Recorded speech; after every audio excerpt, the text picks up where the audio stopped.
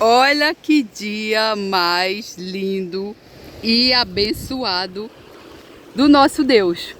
Eu vou deixar um relato aqui de um homem de Deus que ele disse que o dia que ele recebeu o Senhor Jesus como Salvador da vida dele, o dia que ele foi salvo, e ele saiu no outro dia logo cedo para fazer uma caminhada.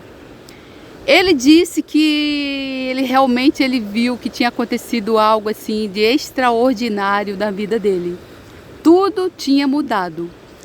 Ele disse que ele olhava assim para uma árvore, ele não conseguia ver mais a árvore que ele não via antes. Ele olhava para o mar, ele viu o mar diferente. Ele olhava para o céu, ele viu o céu diferente. Ele olhava para as nuvens, ele via as nuvens diferentes e ele ficou perguntando: Senhor, o que aconteceu comigo? Porque eu não consigo mais ver o que eu não, agora eu consigo ver o que eu não via antes. É exatamente, irmão, assim que acontece. Quando a gente entrega a nossa vida para Jesus, nós somos adotados como filhos de Deus. E ali a gente recebe o Espírito Santo de Deus. E a partir dali, irmão, não só o nosso coração ele muda, mas a nossa mente também. Ali já é o começo assim de uma grande transformação. Você vê, irmão, cada coisa assim da natureza, que assim você vê, irmão, que tudo se encaixa assim de uma forma tão perfeita que você consegue ver as digitais do nosso Pai, do nosso Criador, de uma forma surpreendente e extraordinária, como você nunca viu em toda a sua vida.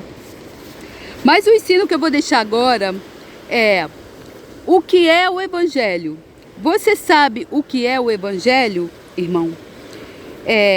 O Paulo, ele explica isso em Gálatas 3:9. Ele diz assim: Ó Gálatas insensatos, quem vos fascinou a vós outros, ante cujos olhos foi Jesus Cristo exposto como crucificado.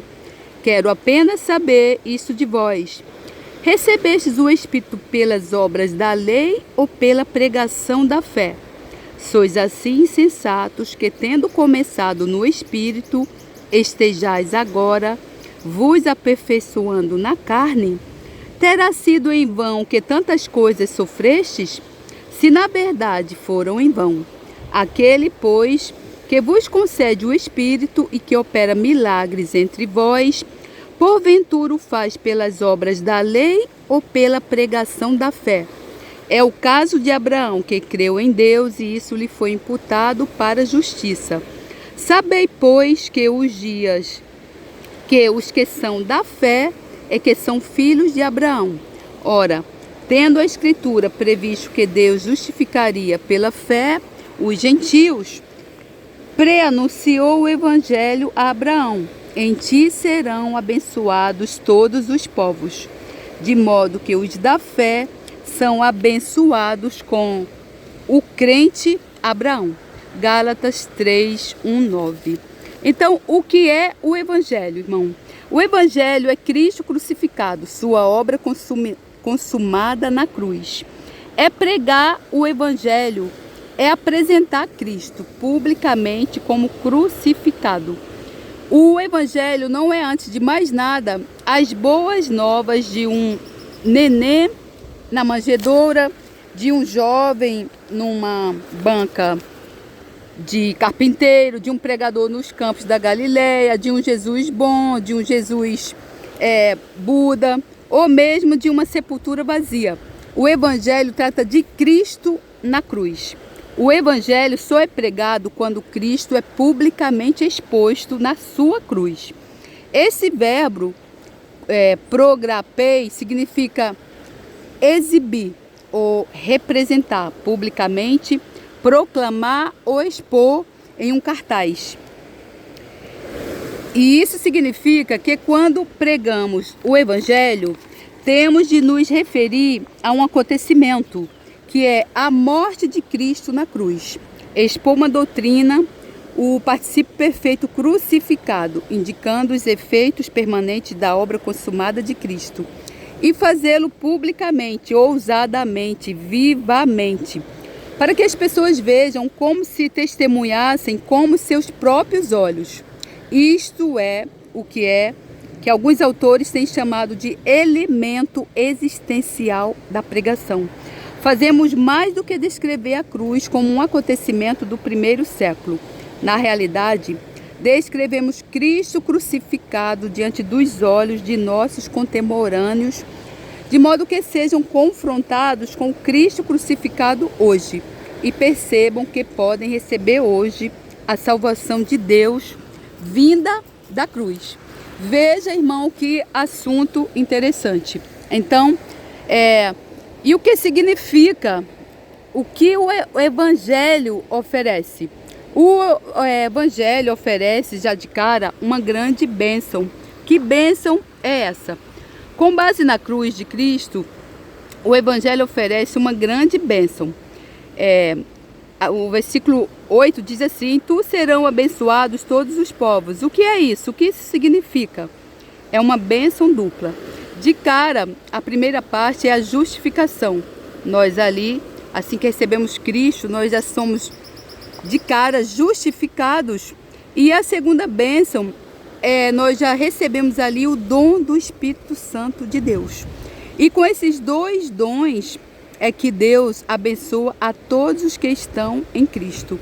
Ele nos justifica, aceitando-nos como justos diante dele, e coloca o seu Espírito em nós. E ainda mais, ele nunca oferece um dom sem dar o outro.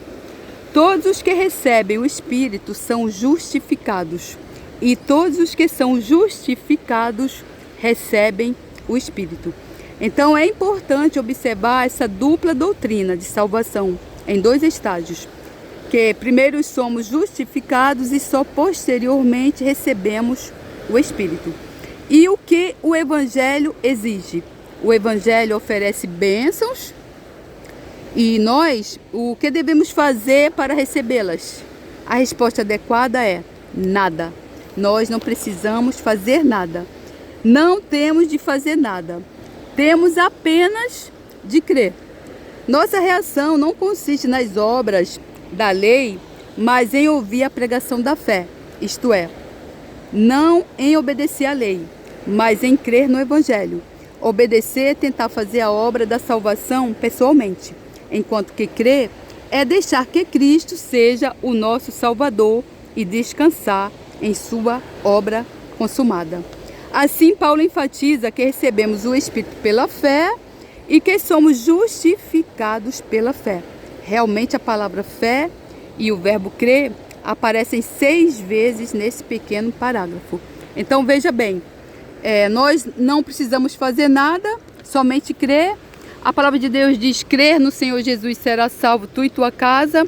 Aquele que crer no seu coração e confessar com a sua boca será salvo.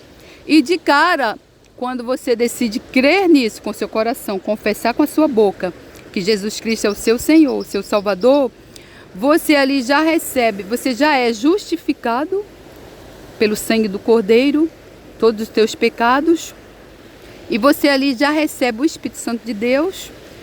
E o Espírito Santo de Deus é quem te ajuda a entender a palavra. Você, em seu Espírito Santo de Deus, você não consegue ler a Bíblia. E você ali já passa a ser filho adotado de Deus. Irmão, veja que privilégio você se tornar filho adotado de um Deus como esse, Criador do mundo, que tudo criou, tudo pode, tudo vê. Aí, irmão, eu te pergunto, irmão, você escolhe. Você quer ser filho adotado por Deus, irmão de Jesus, ou você quer continuar sendo filho do maligno? Você vai continuar sendo criatura e filho do diabo. Porque aquele que vive no pecado é filho do diabo, não é filho de Deus. Não se engane, irmão, você só é filho de Deus depois que você aceitar Jesus como Salvador da sua vida. Você vai continuar aí no mundo sendo filho do diabo, escravo de Satanás. Ele veio para matar, roubar e destruir, e você vai ficar nas mãos dele padecendo pro resto da sua vida. Então, irmão, são escolhas. É o livre-arbítrio. Deus não obriga ninguém. Você escolhe. Você quer ser filho adotado de Deus ou continuar sendo escravo de Satanás, filho de Satanás? Você escolhe. É você quem escolhe, irmão. Não seja tolo, irmão. Seja sábio, irmão.